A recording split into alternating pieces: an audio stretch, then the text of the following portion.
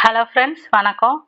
இந்த வீடியோவில் நம்ம என்ன பார்க்க போகிறோம் அப்படின்னா, பொதுத்தமிழில் அழகு 7ல் இருக்க தமிழ் இலக்கியம், தமிழ் அறிஞர்கள், தமிழ் தொண்டை பற்றி தான் பார்க்க போகிறோம்.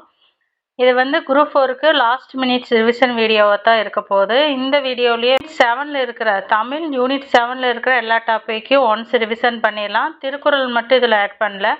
திருக்குறள் தனியாகவே பார்க்கலாம். ஏன்னா திருக்குறள் வந்து ஜிகேலையும் யூனிட் 6லேயும் வரும், இதுலேயும் வரும். அதனால் ஜிகே வந்து கம்பைனாக ஒரே வீடியோவாக பார்த்துக்கலாம். அதுக்காக விட்டுட்டேன். மீதி எல்லாத்தையும் இந்த வீடியோவில் பார்க்கலாம். ஓகேங்களா? வாங்க வீடியோக்குள்ளே போகலாம். அழகு 7ல் என்னென்ன தலைப்புகள் இருக்குது அப்படின்னு பார்த்தோன்னா, திருக்குறள் தொடர்பான செய்திகள், திருக்குறள் தொடர்பான செய்திகள், அறநூல்கள் தொடர்பான செய்திகளும், தமிழின் தொன்மை சிறப்பு, திராவிட மொழிகள் தொடர்பான செய்திகள் இடம்பெற்றிருக்கு. அதுபோக தமிழ் பணியாளர்களோட செய்திகளும் இடம்பெற்றிருக்கு. 17 கீழ்கணக்கு நூல்கள் எனப்படுவது அறநூல்களைத்தான் 17 கீழ்கணக்கு நூல்கள், அறநூல்கள் அல்லது நீதி நூல்களைத்தான் 17 கீழ்கணக்கு நூல்கள் அப்படின்னு சொல்றோம். சகடக்கால் போல வரும் என்று கூறும் நூல் என்ன அப்படின்னா, செல்வம் வந்து சகடக்கால் போல் வரும் அப்படின்னு சொல்ற நூல் வந்து நாலடியார் தான். அந்த பாடல் வரிகள் இடம்பெற்றிருக்கு. ஆளும் வேலும் பல்லுக்கு உறுதியானது. நாலடியாரை இயற்றியவர்கள் சமண முனிவர்கள். முதுமொழி காஞ்சியை இயற்றியவர் வந்து மதுரை கூடலூர் கிடா. ராமாயணத்தை இயற்றியவர் கம்பர். பாரதம் இயற்றியவர் வந்து வில்லிபுத்திரரார் தான் வந்து பாரதத்தை இயற்றியிருப்பாரு. நாலடி 400 என்னும் அடைமொழியால் அழைக்கப்படும் நூல் எது அப்படின்னு பார்த்தோம்னா, நாலடியார் தான். நாலடி 400 சொல்லுவாங்க. பொருந்தும் இணையை கண்டுபிடிக்கணும். கடிகை அப்படிங்கிறது அணிகலன், அது மட்டும்தான் பொருந்தி உள்ளது. மீதியெல்லாம் வந்து தவறா மாற்றி மாற்றி. சேறு அடுத்தோல் அப்படின்னு கூறுறது யாரை வந்து சேறு அடுத்தோல் அப்படின்னு சொல்லுவோம்னா, நல்லாதனாரத்தான் சேறு அடுத்தோல் அப்படின்னு சொல்லுவோம். நல்லாதனாரத்தான் சேறு அடுத்தோல் அப்படின்னு சொல்லுவோம். அறவுரைக்கோவை அப்படின்னு எதை சொல்லுவோம் அப்படின்னா, முதுமொழி காஞ்சி தான் அறவுரைக்கோவை. அறவுரைக்கோவை, அறிவுரை கோவையெல்லாம் முதுமொழி காஞ்சி தான். இன்னா மறைவின்றி செய்யும் வினை என்று கூறும் நூல் எது அப்படின்னா, இன்னா 40. இன்னா அப்படிங்கிற வார்த்தை வந்தங்காட்டி இது இன்னா 40. பழகு தமிழ் சொல்லருமே எதுல அப்படின்னா 4:2. 4:2 அப்படிங்கிறது நாலடியாரையும் திருக்குறளை 2 குறிக்கிறதா 4:2. திருமந்திரத்தை இயற்றியவர் யாருன்னா திருமூலர். நான்மணிக்கடிகை இயற்றியவர் விளம்பி நாகனார். தேவாரம் இயற்றியவர் நாயன்மார். முதுமொழி காஞ்சியை இயற்றியவர் கூடலூர் கிழார். இதான் சரியாக பொருந்தியுள்ளது. மூதுரை என்னும் அடைமொழியால் அழைக்கப்படும் நூல் எது அப்படின்னா பழமொழி 400. பொருந்தும் வினையை வந்து தேர்ந்தெடுக்கணும். சிறுபஞ்சம் மூலம் அப்படிங்கிறது மட்டும்தான் சரியா பொருந்தி இருக்கு. இனியவை 40ல் 41 வெண்பாக்கள், ஏலாதியில் 81 வெண்பாக்கள், ஆத்திச்சூடியில் 101 வெண்பாக்கள் இருக்கும். அப்போ சரியானது வந்து சிறுபஞ்சம் மூலம் மட்டும்தான். 5 மருந்துகளால் ஆனது அப்படிங்கிற சிறப்புக்குரிய நூல் எது அப்படின்னா, சிறுபஞ்சம் மூலம் தான் 5 மருந்துகளால் ஆனது. 5 சிறிய வேர்களால் உண்டானதா எது? சிறுபஞ்சம் மூலம். தமிழருக்கு அருமருந்து எனப்படுவது ஏலாதி. சங்கத்தமிழ் மூன்றும் தா அப்படின்னு சொல்ற நூல் எது அப்படின்னா, நல்வழியில தான் சங்கம் தமிழும் தா அப்படின்னு சொல்லப்படும். வெல்வது வேண்டில் வெகுளி அப்படின்னா என்னது? விடல். வெல்வது வேண்டி வெகுளி விடல். வெல்வது வேண்டில் வெகுளி விடல். திருக்கடுகத்தை இயற்றியவர் யாருன்னா நல்லாதனாரு. இன்னா 40 இயற்றியவர் வந்து கபிலரு. நெடுநல் வாடை வந்து நக்கீரனாரு. முல்லைப்பாட்டை இயற்றியவர் வந்து நம்பூதனார். வாக்குண்டாம் அப்படிங்கிற அடைமொழியால் அழைக்கப்படும் நூல் எது? மூதுரை. வாக்குண்டாம் அப்படிங்கிற அடைமொழியால் அழைக்கப்படுவது மூதுரை. பொருந்தும் இணையை வந்து கண்டறிகிறது. பொருந்தும் இணையை கண்டறிக. இதுல சரியான ஏலாதி வந்து சமண நூல். சரியான விடை வந்து ஏலாதி சமண நூல். போர் வீரர்களாய் திகழ்ந்தவர் அப்படின்னா யாருன்னா நல்லாதனார் தான் போர் வீரராய் வந்து திகழ்ந்திருக்காரு. 4:2 என்பதில் வந்து 4:2 எப்படின்னா 2 எதை குறிக்குதுன்னா திருக்குறளை தான் குறிக்குது. கடமுண்டு வாழாமை காண்டல் இனிது. கடமுண்டு வாழாமை காண்டல் இனிது அப்படின்னா இனியவை 40ல் தான் இடம்பெற்றுள்ளது. 1000 காக்கைக்கு ஒரு கல். 1000 காக்கைக்கு ஒரு கல்.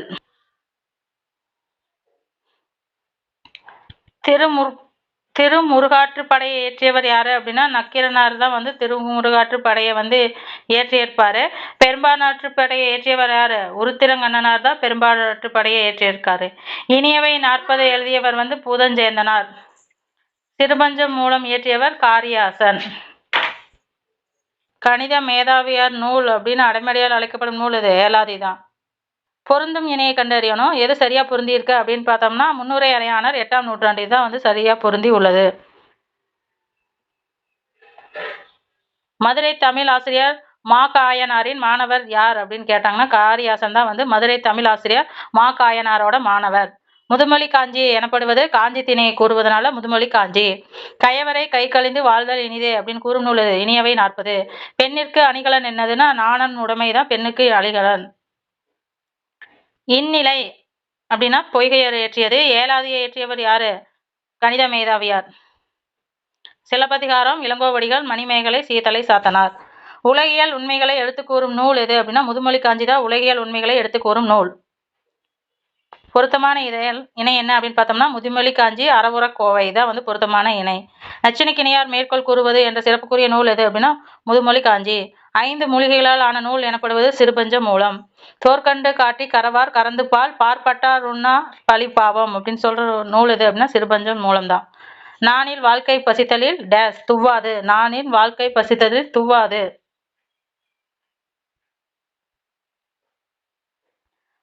அடுத்தது நூலே நூல் ஆசிரியர்களை பொறுத்ததா. கார் நாற்பதை இயற்றியவர் யாருன்னா மதுரை கண்ணங்கூத்தனார். மதுரை கண்ணங்கூத்தனார். இன்னா நாற்பதை இயற்றியவர் வந்து கபிலர். நாலடியாரை இயற்றியவர் சமண முனிவர்கள். திருக்குறளை இயற்றியவர் வந்து திருவள்ளுவர். அடுத்தது வேளாண் வேதம் என்னும் அடைமொழியால் அழைக்கப்படும் நூல் எது அப்படின்னா நாலடியார் தான். பொருந்தும் இணை என்ன அப்படின்னா திருக்கடிகள் வந்து 3 கருத்துக்கள் சொல்லப்படும். உத்தர வேதம் என்னும் சிறப்புக்குரிய நூல் எது அப்படின்னா திருக்குறள். டேஸ் வாக்கு அமுதமாகும். அவ்வை வாக்குதான் அமுதம். தீமையுடையார் அயல் இருந்தால் என்ன அப்படிங்கிற சொல்லும் நூல் எது? இன்னா நாற்பது. தானத்தால் போகம் தவத்தால் சுகம். தானத்தால் வந்து போகம் தவத்தால் சுகமும் உண்டாகும். பழமொழி 400 பாடலின் ஆசிரியர் வந்து முன்னுரை அரையானார். திருக்கடிகம் நல்லாதனார். இனியவை 40 வந்து பூதஞ்சேதனார். ஆத்திச்சூடி ஔவையாறு. நாலடியாருக்கு இணையான நூல் எது அப்படின்னா பழமொழி 400 தான் நாலடியாருக்கு இணையான நூல். பொருந்தும் இணை என்ன அப்படின்னா இன்னா 40 தான் பொருந்தியுள்ள இணை. அரையான் என்னும் சிறப்புக்குரிய புலவர் யாருன்னா முன்னுரை அரையானர் தான். திருக்கடிகத்தின் ஆசிரியர் நல்லாதனார் பிறந்த ஊர் எது அப்படின்னா திருத்து அப்படிங்கிற ஊர்ல தான் அவர் பிறந்திருக்காரு. அடுத்தது மனித நாகரிகத்தின் தொட்டில் என அழைக்கப்படுவது எது அப்படின்னா லெமூரியா கண்டம் தான் மனித நாகரிகத்தின் தொட்டில். கற்றுளி ஆற்றுடன் பன்மலை அடுக்கத்து குமரி கோடும் கொடுங்கடல் கொள்க அப்படின்னு சொன்ன பாடல் இடம்பெற்ற நூல் எது அப்படின்னா சிலப்பதிகாரம். வீறு நடை செம்மொழி தமிழ்மொழி உலகம் வேரூன்றிய நாள் முதல் உயிர்மொழி அப்படின்னு பாடலை பாடியவர் யாரு அப்படின்னு பார்த்தோம்னா பாவலரேறு தான். அதாவது தமிழின் பெருமையை வந்து பறைசாற்றியவர் யாரு அப்படின்னா பாவலரேறு பெருஞ்சித்திரனார். திருந்திய பண்பும் சீர்த்த நாகரிகமும் பொருந்திய வாய்மொழி தமிழ் செம்மொழியாம் அப்படின்னு சொன்னவர் யாரு அப்படின்னா பிரதிமார் கலைஞர். 16 செவ்வியல் தன்மைகளை கொண்ட செம்மொழி அதுவே நம்மொழி அப்படின்னு சொன்னவர் யாருன்னா பாவனர். செம்மொழி வந்து தகுதிப்பாடுகளாக 11 தகுதி கோட்பாட்டுகளை வரையறுத்தவர் யாரு அப்படின்னா தமிழறிஞர் முஸ்தபா. உலகம் தோன்றிய போதே தோன்றிய தமிழை அதன் தொன்மை கருதி என்று முல தென் தமிழ் அப்படின்னு புகழ்ந்தவர் யாரு அப்படின்னா கம்பர். 11 செவ்வியல் கோட்பாடுகளை வந்து வகுத்தவர் வந்து மனவை முஸ்தபா. உலகம் தோன்றிய போதே தோன்றிய தமிழை வந்து என்றும் உள்ள தென் தமிழ் அப்படின்னு தமிழை புகழ்ந்தவர் யாருன்னா கம்பர். தமிழ் மொழி பிராகுலி முதலிய வடபுல மொழிகளுக்கும் தாய்மொழியாக விளங்குகிறது அப்படின்னு சொன்னவர் யாரு அப்படின்னா கால்டுவெல். சங்க இலக்கியத்தில் மொத்த அடிகளின் எண்ணிக்கை 26,350. தமிழ் இலக்கணம் படிக்க படிக்க விருப்பத்தை உண்டாக்குவது அப்படின்னு சொன்னவர் யாரு அப்படின்னா கெல்லட். நமக்கு கிடைத்த இலக்கண நூல்களில் மிக பழமையான நூல் எது அப்படின்னா தொல்காப்பியம் தான் மிக பழமையான நூல். தொல்காப்பியத்தின் ஆசிரியர் யாரு அப்படின்னு கேட்டோம்னா தொல்காப்பியத்தோட ஆசிரியர் யாரு? தொல்காப்பியர். இங்க அவர் பேரவே கொடுக்கல. தொல்காப்பியர். யாதும் ஊரே யாரும் கேளீர் என உலக மக்களை ஒன்றிணைத்து உறவுகளாக்கி உயர் சிந்தனை மிக்க நூல் எது அப்படின்னா புறநானூறு தான். யாதும் ஊரே யாரும் கேளீர் அப்படின்னு சொன்ன நூல் எது அப்படின்னா புறநானூறு. பிறப்புக்கும் எல்லா உயிருக்கும் என உலகு எடுத்துரைக்கும் நூல் எது அப்படின்னா திருக்குறள். பிறப்புக்கும் எல்லா உயிருக்கும் என உலகுக்கு எடுத்துரைக்கும் நூல் எது அப்படின்னா திருக்குறள். எல்லா உயிருக்கும் என உலகுக்கு எடுத்துரைக்கும் நூல் எது அப்படின்னா திருக்குறள் தான். யாதும் ஊரே யாவரும் கேளீர் அப்படின்னு சொல்ற நூல் வந்து புறநானூறு. பிறப்புக்கும் எல்லா உயிருக்கும் அப்படின்னு சொல்ற நூல் வந்து திருக்குறள். அரசியல் பிழைத்தவருக்கு அறம் கூற்றாகும் அப்படின்னு சொல்ற நூல் எது அப்படின்னு கேட்டா சிலப்பதிகாரம் தான். அரசியல் பிழைத்தவருக்கு அறம் கூற்றாகும் அப்படிங்கிற வரிய சொல்லியிருக்கு. ஒரு மொழிக்கு பொதுவான எத்தனை ஒலிகள் இருந்தால் போதும் அப்படின்னா 33 ஒலிகள் வந்து ஒரு மொழிக்கு இருந்தாலே போதும். தமிழில் உள்ள மொத்த ஒலிகளின் எண்ணிக்கை எத்தனை அப்படின்னா 500. ஒரு மொழிக்கு வந்து எத்தனை ஒலிகள் இருக்கணும்? 33 இருந்தாலே போதும். தமிழில் உள்ள மொத்த ஒலிகளின் எண்ணிக்கை 500. நடுவண் அரசு வந்து தமிழை செம்மொழியாக அறிவித்த ஆண்டு என்ன அப்படின்னு பார்த்தோம்னா 2004. இந்தியாவில் பேசப்படும் மொழிகள் அனைத்தும் மொழியியல் அறிஞர் எத்தனை மொழி குடும்பங்களாக அடக்குறாங்க அப்படின்னா 4 மொழி குடும்பங்களா வந்து மொழி அறிஞர்கள் வந்து பிரித்திருக்காங்க. இந்திய நாட்டில் வந்து 1300க்கும் மேற்பட்ட மொழிகள் பேசப்படுவதால் நம் நாட்டை மொழிகளின் காட்சியகம் அப்படின்னு சொல்றவர் யாரு? அகத்திய லிங்கம் வந்து இந்தியாவை வந்து மொழிகளின் காட்சியகம் அப்படின்னு குறிப்பிடுகிறாரு. இந்த 23க்கும் மேற்பட்ட திராவிட மொழிகள் உள்ளதனால் இவற்றை எத்தனை வகையாக பிரிக்கலாம் அப்படின்னு பார்த்தோம்னா 3 வகையாக பிரிக்கலாம். அடுத்தது நூலும் நூலாசிரியும் பொருத்தணும்.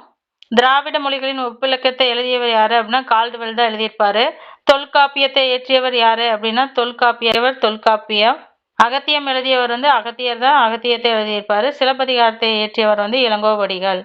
திராவிடம் என்னும் சொல்லை முதலில் பயன்படுத்தியவர் யாரு அப்படின்னு பார்த்தோம்னா குமரி பட்லர் தான் திராவிடம் அப்படிங்கிற சொல்ல முதல்ல பயன்படுத்தியிருப்பாரு. திராவிடம் என்கிற சொல் எம்மொழி சொல் அப்படின்னா தமிழ் சொல் தான் திராவிடம். அது எப்படி பிரிந்திருக்குன்னு விளக்கியிருப்பாரு. தமிழ் திருமிழா டிராவிடா அப்படின்னு மாறி இருக்கு அப்படின்னு விளக்கியவர் யாரு அப்படின்னு பார்த்தோம்னா இராஜ் பாரதியார் தான் வந்து தமிழ் திருமிழா டிராவிடா அப்படின்னு மாறி இருக்கு அப்படின்னு விளக்கியவர். அடுத்தது தமிழ் கேளு கடல் அப்படின்னு சொல்றது யாரு? புறநானூறுல தான் அந்த பாடல் வரி இடம்பெற்றிருக்கு. தமிழ் கேளு கடல் அப்படின்னா புறநானூறு. தமிழ் வேலி அப்படின்னா பரிபாடல். கூடலில் ஆழ்ந்த ஓன் தீம் தமிழ் அப்படிங்கிற சொன்னவர் கூடலில் ஆழ்ந்த ஓன் தீம் தமிழன் அப்படின்னு சொன்னவர் யாரு அப்படின்னு பார்த்தோம்னா மாணிக்க வாசகர். கூடலில் ஆழ்ந்த ஓம் தீம் தமிழன் சொன்னவர் மாணிக்க வாசகம். செம்மொழியோட தகுதிப்பாடுகள் எத்தனை அப்படின்னு பார்த்தோம்னா 11 கோட்பாடுகள் தான் செம்மொழியோட தகுதிப்பாடுகள். அடுத்து வந்து பட்டியல் 1 பட்டியல் 2 பொருத்தணும். தமிழ் மலையாளம் அதெல்லாம் எது அப்படின்னா தென் திராவிட மொழிகள். தமிழும் மலையாளமும் தென் திராவிட மொழிகள். தெலுங்கு வந்து நடுத்தர திராவிட மொழிகள். தெலுங்கு நடுத்தர திராவிட மொழி. குருக் மல்தோ அதெல்லாம் என்னது? வட திராவிட மொழிகள். குருக்கும் மல்தோவும் வட திராவிட மொழிகள். ஓலைச்சுவடிகளை புதுப்பித்து பாதுகாக்கிறது எது அப்படின்னு பார்த்தோம்னா யுனெஸ்கோ தான் ஓலைச்சுவடிகளை புதுப்பித்து பாதுகாத்துட்டு வருது. அடுத்தது பட்டியல் 1 பட்டியல் 2 பொருத்தணும். முதற் சங்கம் வந்து எங்க இருந்துச்சு அப்படின்னா கடல் கொண்ட தென் மதுரையில் இருந்திருக்கு. இடைச்சங்கம் வந்து கபடாபுரத்துல தலைமையிடமா கொண்டு இயங்கிட்டு வந்திருக்கு. கடைச்சங்கம் எங்க இருந்துச்சுன்னா மதுரை தலைமையிடமா கொண்டு இயங்கியிருக்கு. பண்டைய தமிழகம் அப்படிங்கிறது பற்றுளி ஆற்றுடன் தொடங்கியிருக்கு.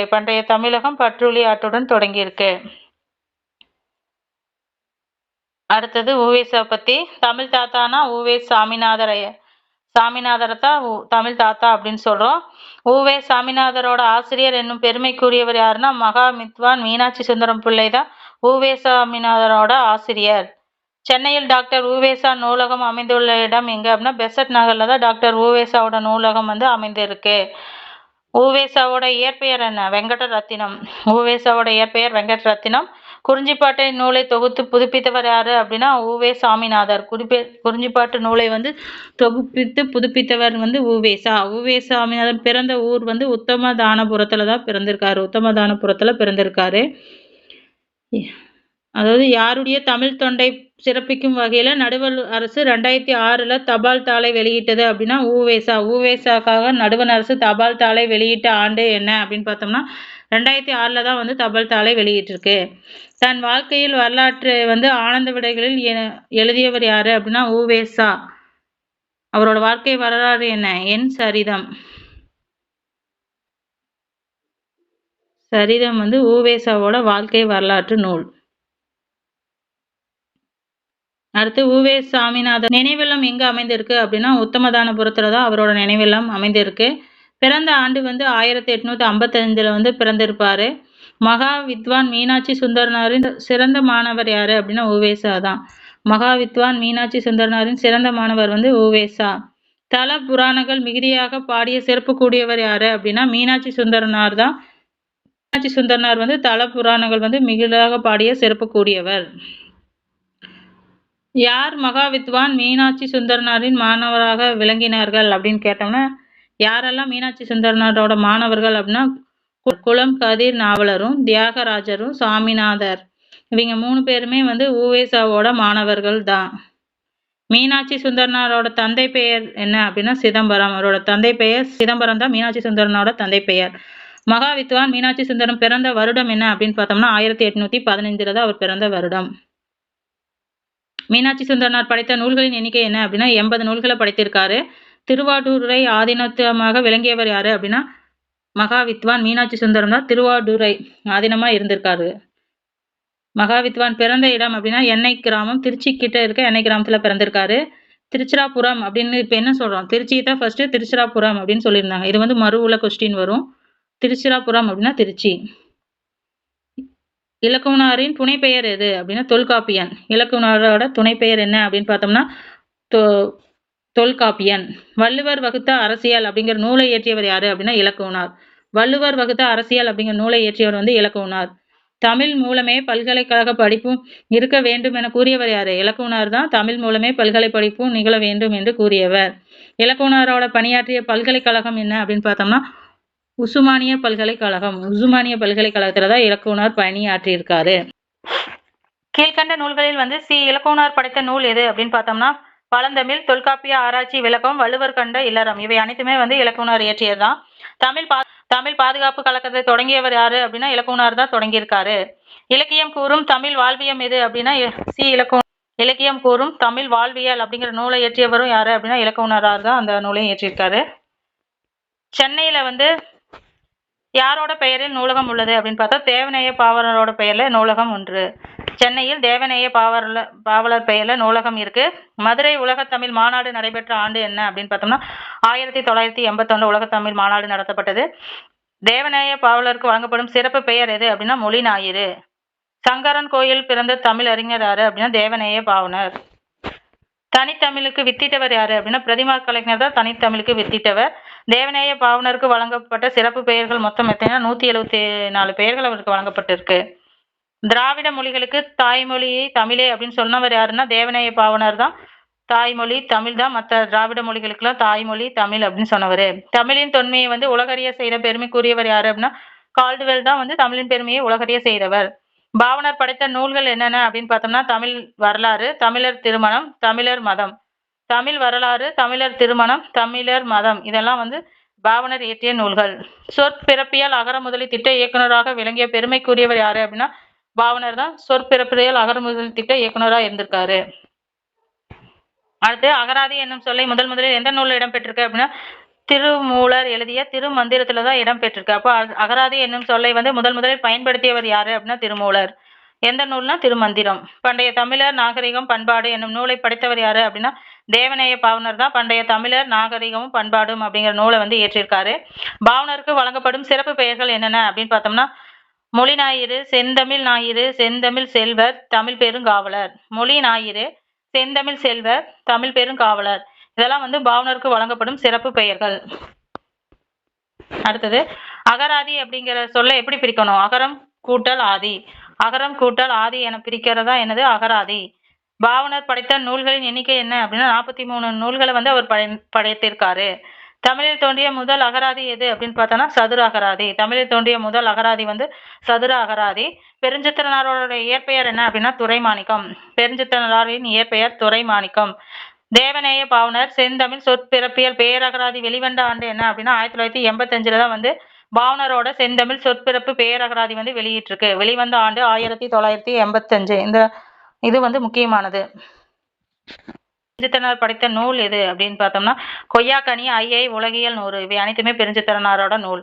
உலக தமிழ் முன்னேற்ற கழகத்தை முதல்ல தொடங்கியவர் யாரு அப்படின்னா பெருஞ்சித்திரனார் தான். உலக தமிழன் முன்னேற்ற கழகத்தை தொடங்கி நடத்தியவர் யாரு அப்படின்னா பெருஞ்சித்திரனார் தான்.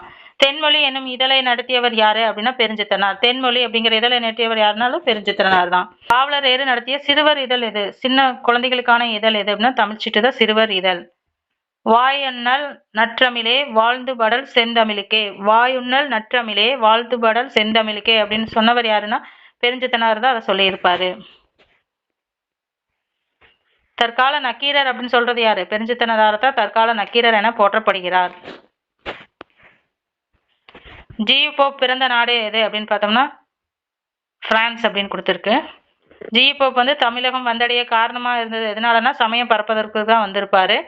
தமிழ்நாட்டில் ஜியு போப் முதலில் சமயப்பணி செய்த இடம் எது அப்படின்னா சாந்தோம். சாந்தோம்ல தான் வந்து சமயப்பணி, சென்னை சாந்தோம்ல சமயப்பணி செய்ய முதல்ல தொடங்கியது எங்க அப்படின்னா சென்னை சாந்தோம். போப்பையர் 1842 1849 வரைக்கும் கல்வி பணியை சமய பணியும் ஆற்றிய இடம் எங்க அப்படின்னு பார்த்தோம்னா சாயர்புரத்துல தூத்துக்குடி சாயர்புரத்துல தான் 42 49 வரைக்கும். மொழிபெயர்த்த நூல்கள் என்னென்ன அப்படின்னு பார்த்தோம்னா தமிழ் திருக்குறள், திருவாசகம், நாலடியார். ஜி போப் மொழிபெயர்த்த நூல்கள் என்னென்ன அப்படின்னா திருக்குறள், திருவாசகம், நாலடியார். இவை அனைத்துமே இவர் மொழிபெயர்த்த நூல்கள். ஜி போப்பின் தமையர் பெயர் என்னன்னா ஹென்றி. அவரோட சகோதரர் பெயர் என்ன அப்படின்னா ஹென்றி. ஜார்ஜ் யூக்லியோ போப் அப்படிங்கிறது போப்போட இயற்பெயர். ஜார்ஜ் யூக்லியோ போப் அப்படிங்கிறது போப்போட இயற்பெயர். இவர் பிறந்த ஆண்டு 1820. தமிழ் செய்யுள் கலம்பகம் அப்படிங்கிற நூலை தொகுத்தவர் யாருனாலும் ஜியு போப். திருக்குறளை ஆங்கிலத்தில் மொழிபெயர்த்தவர் ஜியு போப். 1886 திருக்குறளை ஆங்கிலத்துல மொழிபெயர்த்திருக்காரு. எத்தனை ஆண்டு கழித்து அப்படின்னா 40 ஆண்டுகள் படித்ததுக்கு அப்புறம் தான் திருக்குறளை மொழிபெயர்த்திருப்பாரு. தனது கல்லறையில் தமிழ் மாணவன் உறங்கிக் கொண்டிருக்கிறார் அப்படின்னு எழுத சொன்னவர் யாருன்னா ஜியு போப் தான். தமது கல்லறையில் தமிழ் மாணவன் உறங்கிக் கொண்டிருக்கிறார் அப்படின்னு எழுத சொன்னவர் ஜியு போப். ஜியு போப் திருவாசகத்தை ஆங்கில மொழிபெயர்ப்பை வெளியிட்ட ஆண்டு 1900. திருவாசகத்தை ஆங்கிலத்தில் வெளியிட்ட ஆண்டு என்ன அப்படின்னா 1900. வீரமாமுனிவர் தமிழ் கற்பித்தவர். வீரமாமுனிவருக்கு தமிழ் சொல்லிக் கொடுத்தவர் யாரு அப்படின்னா மதுரை சுப்ரதீப கவிராயர். வீரமாமுனிவர் பிறந்த நாடு இத்தாலி. ஜி போப்போடது பிரான்ஸ். வீரமாமுனிவர் பிறந்தது இத்தாலி. வீரமாமுனிவர் இயற்றிய நூல்கள் என்னன்னா ஞானோபதேசம், சதுர அகராதி, பரமார்த்த குருகதை. ஞானோபதேசம், சதுர அகராதி, பரமார்த்த குருகதை இவை அனைத்துமே வீரமாமுனிவர் இயற்றியதுதான். இவரோட இயற்பெயர் என்ன அப்படின்னு பார்த்தோம்னா கன்ஸ்டின் ஜோசப் பெஸ்கின். தமிழ்ல எழுத்து சீரமைப்பு செய்த மேலை நாட்டவர் யாரு அப்படின்னு கேட்டா வீரமாமுனிவர். மிகப்பெரிய அளவில் தமிழ்ல எழுத்து சீர்திருத்தத்தை செய்தவர் யாருன்னு கேட்டாலும் வீரமாமுனிவர். தமிழில் தோன்றிய முதல் சிறுகதை நூல் எது அப்படின்னு பார்த்தோம்னா பரமார்த்த குருகதை. முதல் நகைச்சுவை நூலும் இவரோட தான். முதல் நகைச்சுவை கலந்த சிறுகதை நூல் பரமார்த்த குருகதை. வீரமாமுனிவர் அறிந்திருந்த மொழிகள் எதுனா கிரேக்கம், லத்தீன், சமஸ்கிருதம் இவை அனைத்துமே அவர் அறிந்திருந்தாரு. தமிழ் அகராதியின் தந்தை அப்படின்னு சொல்லப்படுவர் யாருன்னா வீரமாமுனிவர் தான். திருக்குறளை லத்தீன் மொழியில் மொழிபெயர்த்தவர் யாருன்னா வீரமாமுனிவர். ஜியு போப் ஆங்கிலத்தில் மொழிபெயர்த்திருப்பாரு. வீரமாமுனிவர் லத்தீன்ல மொழிபெயர்த்திருப்பாரு. வீரமாமுனிவர் படைத்த தமிழ் காப்பியம் எது அப்படின்னு பார்த்தோம்னா தேம்பாவணி. குட்டி தொல்காப்பியம் அப்படின்னு சொல்லப்படுறது எது தொன்னூல் விளக்கம் அப்படிங்கிற ஒரு இலக்கண நூலையும் வீரமாமுனிவர் படைத்திருக்காரு. காவலூர் கலம்பகத்தை இயற்றியவர் யாரு அப்படின்னா வீரமாமுனிவர். காவலூர் கலம்பகத்தை இயற்றியவர் வீரமாமுனிவர். வீரமாமுனிவர் படைத்த நூல் எது அப்படின்னு பார்த்தோம்னா சித்தேரி அம்மன் அம்மாளை, தமிழ் செய்யுள் தொகை, அன்னை அழுக்கல் அந்ததி. அதாவது சித்தேரி அம்மன் அம்மானை, தமிழ் செய்யுள் தொகையுமே வீரமாமுனிவர் படைத்த நூல்கள். அடுத்தது கவிஞர் முடியரசனோட இயற்பெயர் என்ன அப்படின்னா துரைராஜு. கவிஞர் முடியரசன் எந்த ஊர்ல பிறந்தாரு அப்படின்னா பெரியகுளத்துல பிறந்திருக்காரு. பரம்பு மலையில் நடந்த விழாவில் முடியரசனுக்கு திரு குன்றக்குடி அடிகளார் எந்த பட்டத்தை வழங்கியார் அப்படின்னு கேட்டா கவியரசு அப்படிங்கிற பட்டத்தை வழங்கினாரு. கவியரசு என்னும் பட்டத்தை முடியரசனுக்கு வழங்கியவர் யாரு அப்படின்னு கேட்டாலும் குன்றக்குடி அடிகளார் தான் முடியரசுக்கு கவியரசு அப்படிங்கிற பெயரை வழங்கியவர். பின்வரும் நூல்களில் கவிஞர் முடியரசனால் எழுதப்படாத நூல் எது அப்படின்னு பார்த்தோம்னா நூல்கள் எதுனா முடியரசன் கவிதைகள், பூங்கொடி, காவியப்பாவை. முடியரசன் கவிதைகள், பூங்கொடி, காவியப்பாவை இதெல்லாம் முடியரசன் இயற்றிய நூல்கள். பின்வரும் நூல்களில் கவிஞர் முடியரசனால் எழுதப்பட்ட நூல் எது அப்படின்னா வீர காவியம் மற்றும் அவர் எழுதிய நூல். இந்த ஆப்ஷன்ல கவிஞர் வாணிதாசனுக்கு பெற்றோரிட்ட பெயர் என்ன அப்படின்னா அரங்கசாமி என்கிற எத்திரதாசு. ரங்கசாமி என்கிற எத்திரதாசு தான் வாணிதாசனுக்கு பெற்றோரிட்ட பெயர். அரங்கசாமி என்கிற எத்திரதாசு தான் வாணிதாசனுக்கு பெற்றோரிட்ட பெயர். கவிஞர் வாணிதாசனுக்கு பிரெஞ்சு குடியரசுத் தலைவர் எந்த விருதை வழங்கினார் அப்படின்னா செவாலியர் விருதை வழங்கியிருப்பாரு. பின்வரும் கவிஞர்கள் பாரதிதாசனுடன் தொடக்க கல்வி பயின்றவர் யாரு அப்படின்னா வாணிதாசர் தான் பாரதிதாசன் கிட்ட தொடக்க கல்வி பயின்றிருப்பாரு. பொது உடைமை தத்துவத்தால் தன்னை வயப்படுத்தி கொண்டவர் யாரு அப்படின்னு பார்த்தோம்னா பட்டுக்கோட்டை கல்யாண சுந்தரம். பொது உடைமை தத்துவத்தால ஈர்ப்பட்டு செயல்பட்டவர் யாரு அப்படின்னா கல்யாண சுந்தரம். ஏர்முனைக்கு நேர் இங்கே எதுவும் இல்லை அப்படின்னு சொன்னவர் யாருன்னா மருகதாசி. பொங்கல் பரிசு அந்த நூலை இயற்றியவர் யாரு அப்படின்னா வாணிதாசன். பொங்கல் பரிசு நூலை இயற்றியவர் வாணிதாசன். பூங்கொடி நூலை இயற்றியவர் யாரு அப்படின்னா முடியரசு. தேன்மாலை சுராதா. மாங்கனி இயற்றியவர் கண்ணதாசன். பின்வரும் நூல்களில் கவிஞர் வாணிதாசனால் எழுதப்படாத நூல் எது அப்படின்னா வாழ்விழி அப்படி அவர் எழுதாத நூல். அப்ப அவர் எழுதின நூல்கள் என்னென்ன அப்படின்னு பார்த்தோம்னா தமிழச்சி, தீர்த்த யாத்திரை, பொங்கல் பரிசு. ஊமை கவிஞர் அப்படின்னு சொல்லப்படுவர் யாரு சுராதா. மாடா உழைச்சவன் வாழ்க்கையில் பசி வந்திட காரணம் என்ன மச்சான். தேடி செல்வங்கள் வேற இடத்தில் சேர்வதனால் வரும் தொல்லை அறி அப்படின்னு பாடலை இயற்றியவர் யாரு அப்படின்னா கல்யாண சுந்தரனார். மாடா உழைச்சவன் வாழ்க்கையிலே பசு வந்திட காரணம் என்ன மச்சான்? தேடிய செல்வங்கள் வேற இடத்தில் சேர்வதனால் வரும் தொல்லை அறி அப்படின்னு பாடலை இயற்றியவர் யாரு அப்படின்னா பட்டுக்கோட்டை கல்யாண சுந்தரம்.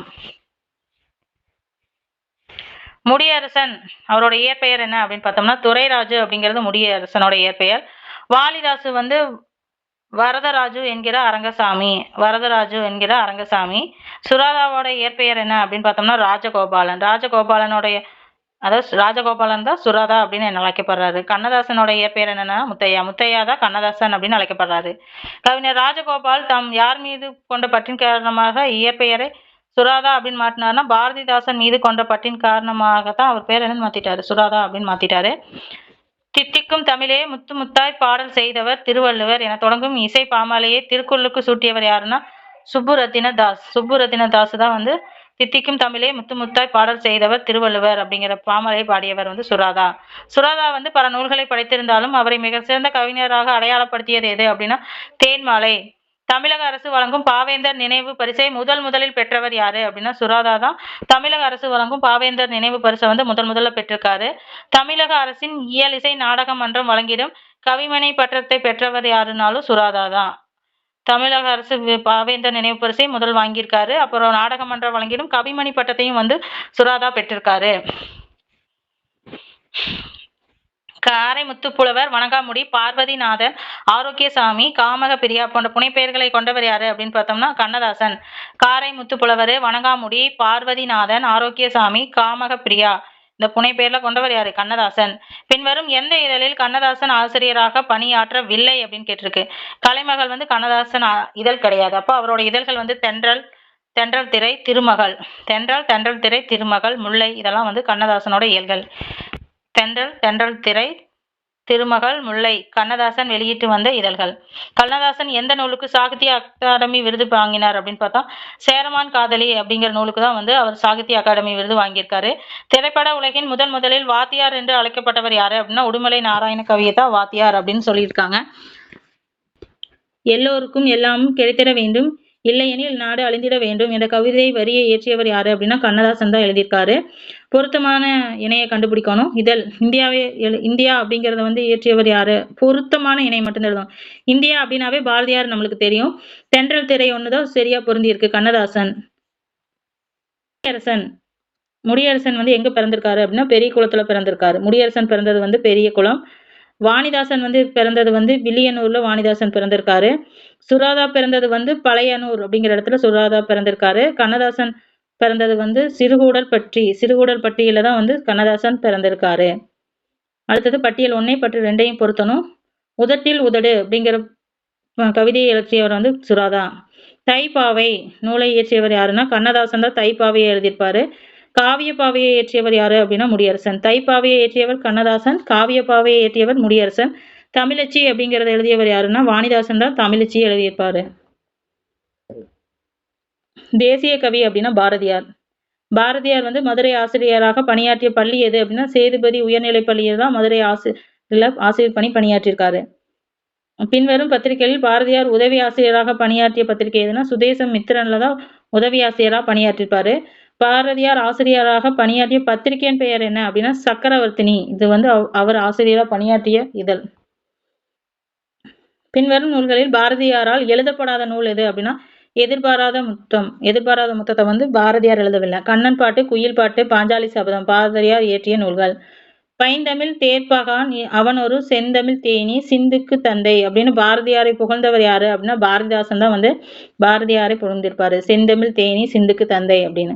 தேசிய கவிஞர் பாரதியார் அவர்கள் பிறந்த ஊரின் பெயர் என்ன அப்படின்னு பார்த்தா எட்டயபுரம். பின்வரும் நூல்களில் பாரதியார் அவர்களால் மொழிபெயர்க்கப்பட்ட நூல் எது அப்படின்னா பகவத்கீதையை தான் மொழிபெயர்த்திருப்பாரு. பின்வரும் கவிஞர்கள் கனக சுப்புரத்தினம் என்று அழைக்கப்பட்டவர் யாருன்னா பாரதிதாசன். பாரதிதாசனோட இயற்பெயர் கனக சுப்புரத்தினம். புரட்சி கவிஞர் என்று அழைக்கப்பட்டவர் யாரு அப்படின்னாலும் பாரதிதாசன். பாரதிதாசன் அவர்கள் தமிழை தவிர பின்வரும் மொழிகளுக்கு எவற்றில் புலமை பெற்றிருந்தாரு அப்படின்னு பார்த்தோம்னா பிரெஞ்சிலையும் அவர் புலமை பெற்றிருந்தார். பாரதியார் முன் பாடப்பட்ட எப்பாடல் கனக சுப்புரத்தினம் அவர்களை பாரதிதாசன் என்று தமிழுக்கு அறிமுகம் படுத்தினார். எங்கெங்கும் காணினும் சக்தியடா அப்படிங்கிற பாடல் மூலமா பாரதிதாசனை வந்து அறிமுகப்படுத்தியவர் யாருன்னா பாரதியார். பாரதிதாசன் அவர்கள் படைக்கப்பட்ட எந்த நூலுக்கு சாகித்ய அகாடமி விருது வழங்கப்பட்டது அப்படின்னா பிசிராந்தை அப்படிங்கிற நூலுக்கு தான் வந்து சாகித்ய அகாடமி விருது வழங்கப்பட்டது. பின்வரும் இலக்கிய படைப்புகளில் பாரதிதாசன் அவர்களால் எழுதப்படாத நூல் எது அப்படின்னா சுதேசிய கீதங்கள் வந்து பாரதிதாசனால் எழுதப்படல. அதை இயற்றியவர் வந்து பாரதியார். அப்போ பாண்டியன் பரிசு, குடும்ப விளக்கு, தேனருவி இதெல்லாம் இயற்றியவர் யாருன்னா பாரதிதாசன். பின்வரும் நூல்களில் பாரதிதாசன் அவர்களால் எழுதப்பட்ட நூல் எது அப்படின்னு கேட்டாங்கன்னா இசை அமுது நூல் தான் வந்து பாரதிதாசனால் இயற்றப்பட்டது. தேசிய கவி அப்படின்னா யாரு? பாரதியார். புரட்சி கவி அப்படின்னா பாரதிதாசன். நாமக்கல் கவிஞர் வந்து என்னன்னா ராமலிங்கம் பிள்ளை. கவிமணி அப்படிங்கிறவர் தேசிய விநாயகம் பிள்ளை குறிக்கும். பாரதிதாசன் பிறந்த ஊர் வந்து புதுச்சேரியில தான் பிறந்திருக்காரு. நாமக்கல் கவிஞர் வந்து நாமக்கல் மாவட்டத்தில் உள்ள மோகனூரில் பிறந்தார். பின்வரும் கவிஞர்களில் தமிழக அரசின் முதல் அரசவை கவிஞராக இருந்தவர் யாரு அப்படின்னா நாமக்கல் கவிஞர் வே ராமலிங்கனார் தான் தமிழ்நாடு அரசோட முதல் அரசவை கவிஞர். கத்தியின்றி ரத்தமின்றி யுத்தமுண்டு வருகிறது, சத்தியத்தை நித்தியத்தை நம்பி யாரும் சேருவீர் என்ற பாடலை ஏற்றி பெரும் புகழ் அடைந்தவர் வந்து வே ராமலிங்கனார். தமிழன் என்றொரு இனம் உண்டு, தனியே அவனுக்கு ஒரு குணம் உண்டு என்று தமிழரின் பெருமையை வந்து வரையறுத்தவர் யாருன்னா நாமக்கல் கவிஞர். பாஞ்சாலி சபதத்தை இயற்றியவர் வந்து யாரு அப்படின்னா பாரதியார். அழகின் சிரிப்பை இயற்றியவர் பாரதிதாசன். காந்தி அஞ்சலியை இயற்றியவர் வந்து நாமக்கல் கவிஞர். குழந்தை செல்வம் அப்படிங்கிற நூலை இயற்றியவர் வந்து கவிமணி தேசிய விநாயகம் பிள்ளை. நாமக்கல் கவிஞர் வே ராமலிங்கம் பிள்ளை வந்து பின்வரும் எவற்றுள் உரை எழுதியுள்ளார்? திருக்குறளுக்கு வந்து உரை எழுதியிருக்காரு. திருக்குறளுக்கு உரை எழுதியுள்ளார். பின்வரும் நூல்களில் நாமக்கல் கவிஞரால் எழுதப்பட்ட நூல் எது அப்படின்னு பார்த்தோம்னா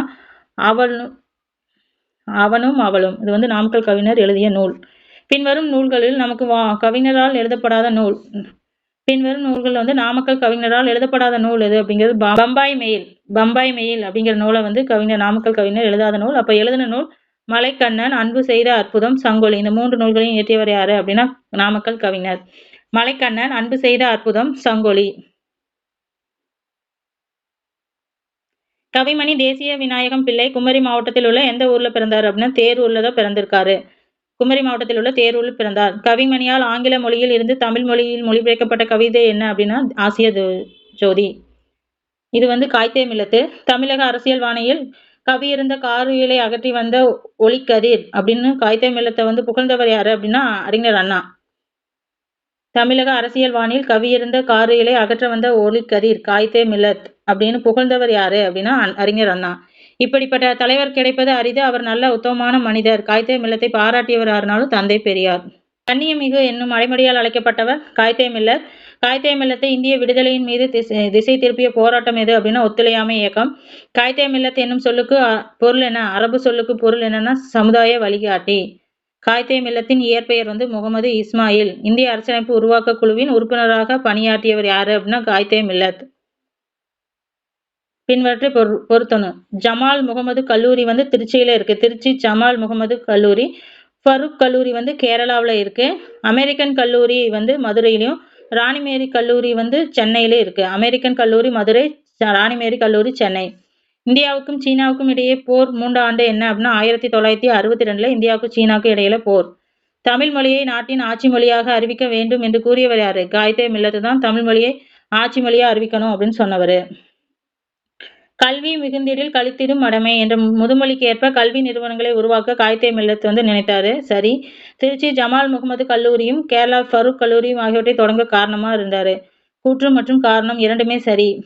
காய்தே மில்லத் சென்னை மாகாண சட்ட உறுப்பினராக இருந்த ஆண்டு வந்து 1946 1952 வரைக்கும் இருந்தாரு.